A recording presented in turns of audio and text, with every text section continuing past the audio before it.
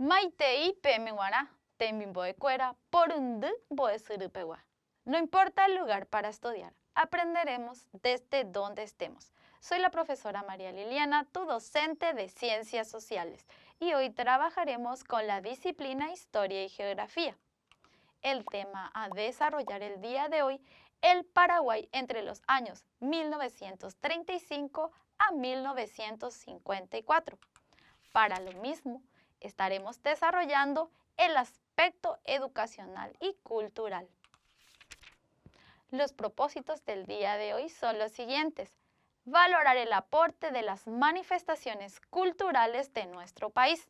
Asimismo, reconocer a los representantes de la narrativa paraguaya y, por último, relacionar los acontecimientos que ocurren con las manifestaciones literarias de la época. Comenzaremos con nuestra situación inicial. Seguimos con nuestros amigos Ara, Walter y Rolfi, que se encuentran de paseo en el bosque, conversando sobre el Paraguay entre los años 1935 a 1954. Rolfi dice: en esta clase iremos analizando los aspectos educacionales y culturales de nuestro país desde el año 1935 a 1954. Ara comenta: considero importante conocer los aspectos educacionales y culturales, letra, teatro, música, lengua, periodismo y otros. Y Walter dice: exacto, de tal manera a poder comprender nuestra historia. Bien chicos, comencemos con la clase del día de hoy. Aspecto educacional cultural. Podemos decir que la cultura paraguaya contemporánea, desde la Guerra del Chaco, sufrió un gran impacto. Emigró gran parte de nuestros intelectuales y fueron al exilio, donde nacieron las expresiones del pensamiento paraguayo. Surgió un importante repunte cuantitativo de los institutos y los alumnos, todos los ciclos, por la creciente afluencia de profesores extranjeros y también envío a personas becarias al exterior del país. Asimismo, la poesía resurgió con su máximo esplendor, con el máximo representante que fue, luego de la posguerra, Eric Campos Cervera.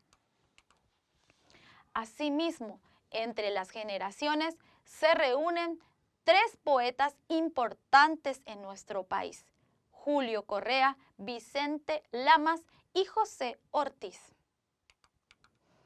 En cuanto a la narrativa paraguaya, podemos decir que la novela y el cuento alcanzaron una jerarquía internacional y uno de los autores más importantes, Gabriel Casaxia, con la creación de La Babosa, entre otras obras.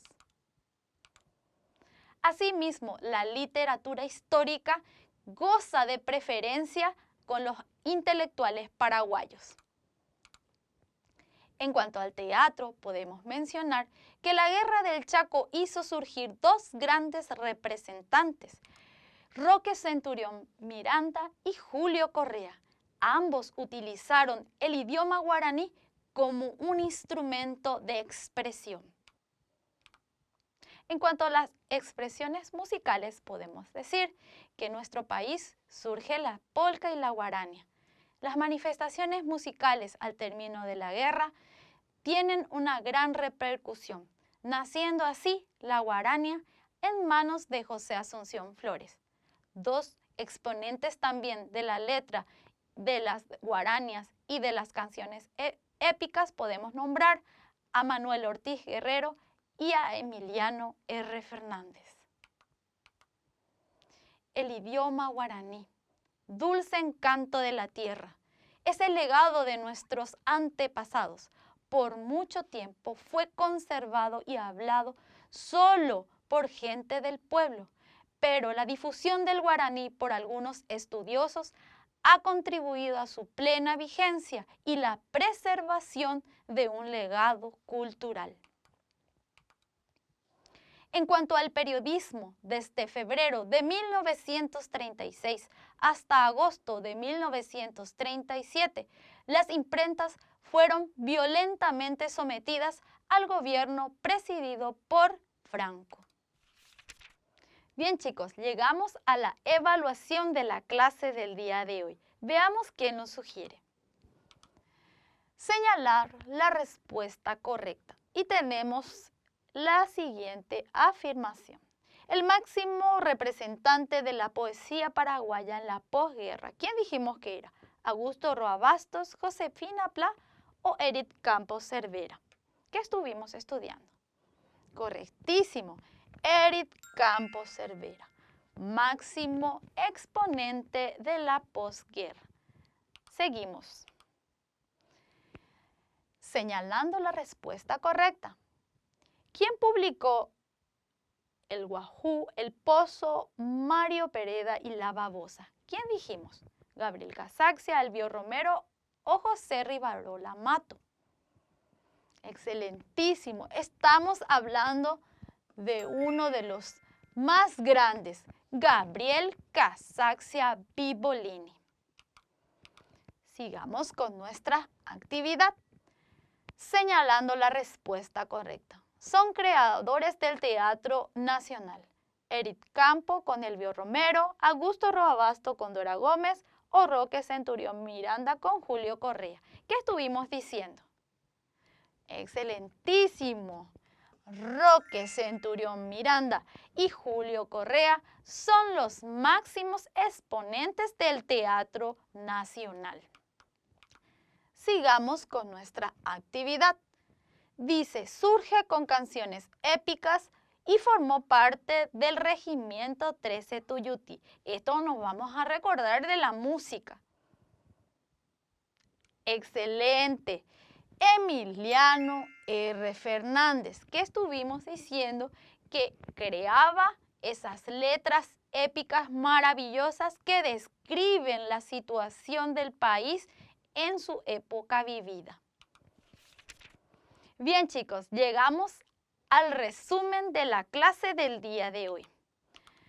Hoy estuvimos hablando del máximo representante de la poesía en la posguerra, que fue Edith Campos Cervera.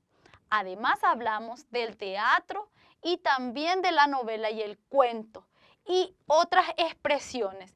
Y también ensalzamos lo que es el legado del idioma guaraní. Las características que presentan las manifestaciones culturales en la posguerra llegaron a su máximo esplendor en esa época. Reivindicaron el nacionalismo y el patriotismo de nuestras personas y demostraron que nuestros compatriotas son seres intelectuales y culturales de alto prestigio. Hagamos el cierre de nuestra situación inicial con Ara, Walter y Rolfi. Es importante dimensionar el valor cultural y aporte de estos grandes representantes, tanto en la literatura como en la música, entre otros. Un legado para nuestra generación y generaciones futuras. Está en nuestras manos promover, valorar y promocionar la cultura de nuestro país. Bien chicos, llegamos a la culminación de la clase del día de hoy. Podés ser también un representante de la cultura. Todo depende de ti. Recordá, no importa el lugar para estudiar, sos el protagonista de tu aprendizaje. Hasta la próxima.